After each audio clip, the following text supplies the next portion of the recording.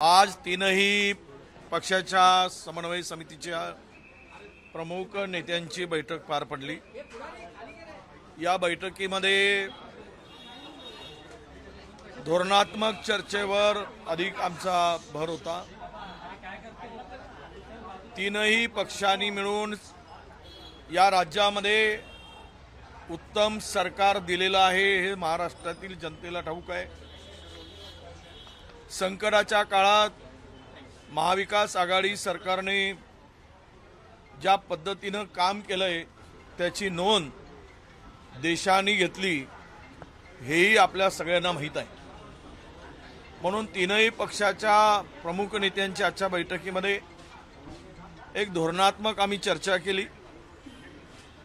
Common minimum प्रोग्रामवर चर्चा झाली, त्याला कसं पुढे जायचं। महाविकास आघाडीच्या जाहीरनाम्यासंदर्भात सुद्धा चर्चा आम्ही केली। माननीय आमचे माजी मुख्यमंत्री पृथ्वीराज चव्हाण साहेब यांच्या प्रमुख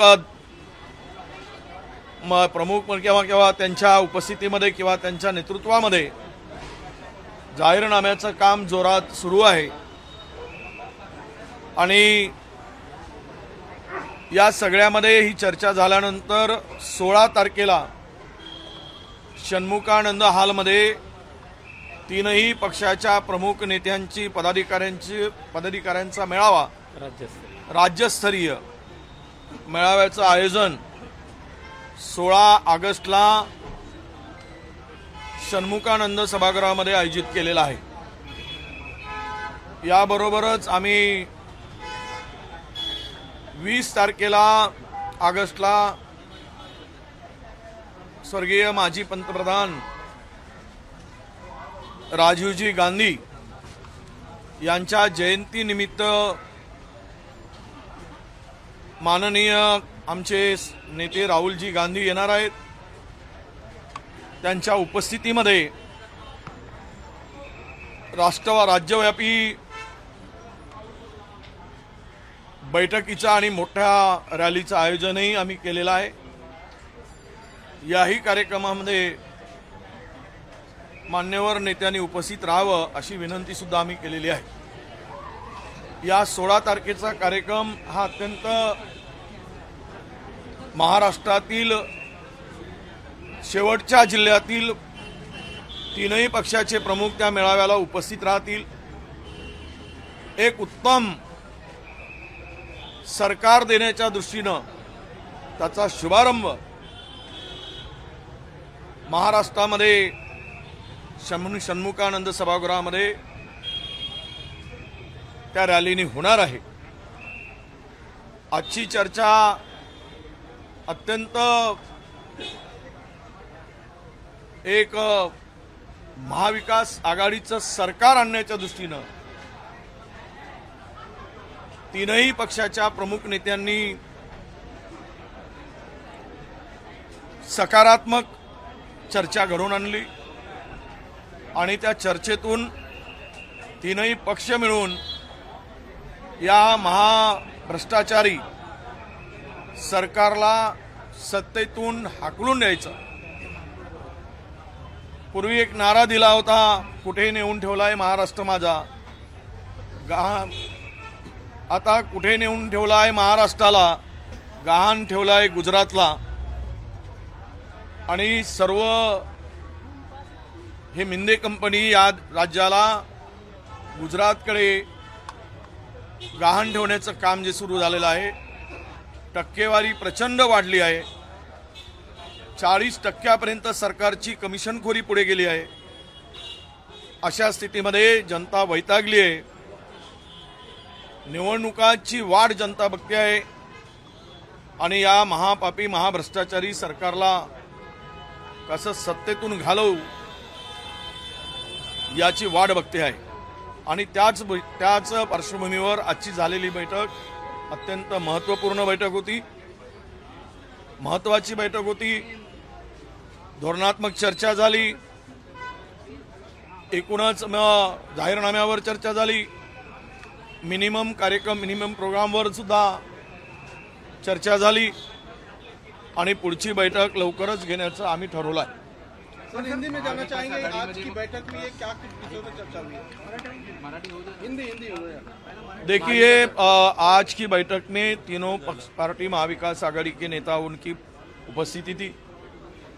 हमने आज इस बैठक में तीनों पार्टियों ने साथ में महाविकास आघाड़ी सरकार के मिनिमम प्रोग्राम को लेकर, मैनिफेस्टो को लेकर और इसी के साथ हमने कुछ एक फार्मूला और धोरण बनाकर आगे बढ़ने के लिए चर्चा की और तीनों पार्टियों के प्रमुख नेताओं की, प्रमुख पदाधिकारियों की षण्मुखानंद में 16 तारीख को बड़ी रैली करने का या सभा करने का महाविकास आघाड़ी का निर्णय हुआ और उसकी तैयारी में हम तीनों पार्टी जुट जाएंगे और इसकी शुरुआत महाविकास आघाड़ी के आने वाले चुनाव के लिए महाविकास आघाड़ी की शुरुआत 16 अगस्त को महाराष्ट्र के षण्मुखानंद हॉल में मुंबई में होगी और मैनिफेस्टो का काम भी हमारे एक सीएम साहब पृथ्वीराज चौहान जी के नेतृत्व में वो भी काम आगे बढ़ रहा है, उसके बारे में भी हमने चर्चा की और आगे की मीटिंग जो है वो जल्दी ही लेने की बात हुई है। हम लोग ये महीने में एंड में 1-2 मीटिंग हमारी आगे होगी और उसमें बाकी विषय जो सीट शेयरिंग से लेकर तो आगे बढ़ेंगे। अभी कॉमन मिनिमम प्रोग्राम को लेकर हम लोग चर्चा किया है और आगे बहुत ही हमारी अच्छी चर्चा हुई, सकारात्मक चर्चा हुई। तीनों पार्टियों की जो महाविकास आघाड़ी बनी है, हमने 2.5 साल महाराष्ट्र की सत्ता को चलाया। कोरोना का संकट भी बड़ा था, बड़ा डिजास्टर था, फिर भी पूरे देश को पता चला कि उसमें भी तकलीफ में भी बड़ा डिजास्टर होने के बाद भी महाराष्ट्र में एक जनता को न्याय देने का काम हमने किया और हमारे तीनों का मिनिमम प्रोग्राम यही रहेगा, कॉमन मिनिमम प्रोग्राम, कि ये भ्रष्टाचारी 40% वाली सरकार को महाराष्ट्र से हद्दपार करना, जो गुजरात को गिरवी रखने का काम महाराष्ट्र को किया है, वो महाराष्ट्र का स्वाभिमान को फिर से दिलाना, इस बातों को लेकर हम सब ने चर्चा की और आगे की मीटिंग भी जल्दी ही करने का निर्णय लिया। 16 तारखेला थँक्यू। 17 तारखेला जो राज्य सरकारची जी योजना आहे त्या योजनेचा पहिला टप्पा जो आहे तो 17 तारखेला महिलांच्या अकाउंटमध्ये जमा होणार असा कॅबिनेटमध्ये निर्णय झालेला आहे, याकडे कसं पाहताय? नाही देखिए, नाही यामध्ये लाडकी बहिणा त्यावर लोकांना माहीत आहे, कारण लोकसभेमध्ये लोकांनी यांची चांगली जिरवली आणि महाभ्रष्टाचारी सरकारला सत्तेतून हाकलायचा निर्णय घेतल्यामुळे अशा काही लोकप्रिय योजना आणून त्यामधून मताची बेदागी करता येईल का असा केविलवाणा प्रयत्न यांचा सुरू आहे। आम्ही म्हणणार नाही, पण आम्ही पाहिलं आहे की मध्य प्रदेशामध्ये अशी योजना आणली आणि 2 महिन्यामध्ये ती योजना गुंडाळली गेली। आजही या योजनेसाठी बजेटला हेड नाही, इतर विभागाचे पैसे वळती करून कट करून या योजनेवर खर्च करण्याचा प्रयत्न सरकार करते आहे, पण आम्ही मात्र महिलांना सन्मानानं उभं करण्याचं काम करायचा निर्णय घेतलाय आणि त्यासाठी यापेक्षा अधिकची मदत, कारण महागाई प्रचंड वाढली, गरीब आणि सामान्य माणसाचं कुटुंब चालवणं फार अडचणीचं ठरलं आहे, कुटुंबाचं बजेट बिघडवलंय, अशा वेळेस त्या महिलांना आधार देण्याचं काम आम्ही नक्कीच करणार आहोत।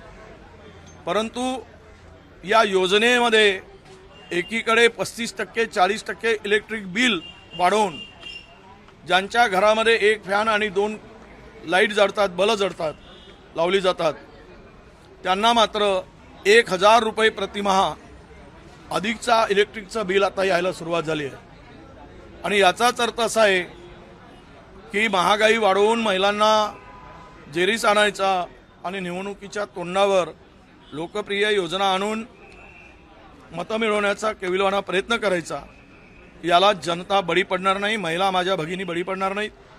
कारण 15,000च्या पेक्षा अधिक मुली महाराष्ट्रात बेपत्ता आहेत. महिलावरील अत्याचारामध्ये महाराष्ट्र आता देशामध्ये दुसऱ्या क्रमांकावर आलेला आहे. अशा स्थितीमध्ये महिलांच्या संरक्षणाची हमी हीच खऱ्या अर्थानं बहिणीच्या साठी लाभदायी आहे. परंतु सरकारने जे काही निर्णय घेतलाय त्याला जनता योग्य उत्तर देईल. कारण महाभ्रष्टाचारी 40% कमिशनखोर सरकारला सत्तेतून घालवायचा निर्णय जनतेने आधीच घेतला आहे.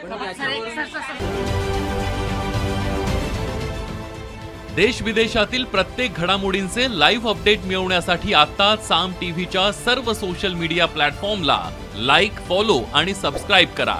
तसंच सर्व नोटिफिकेशनसाठी बेल आयकॉन प्रेस करायला विसरू नका.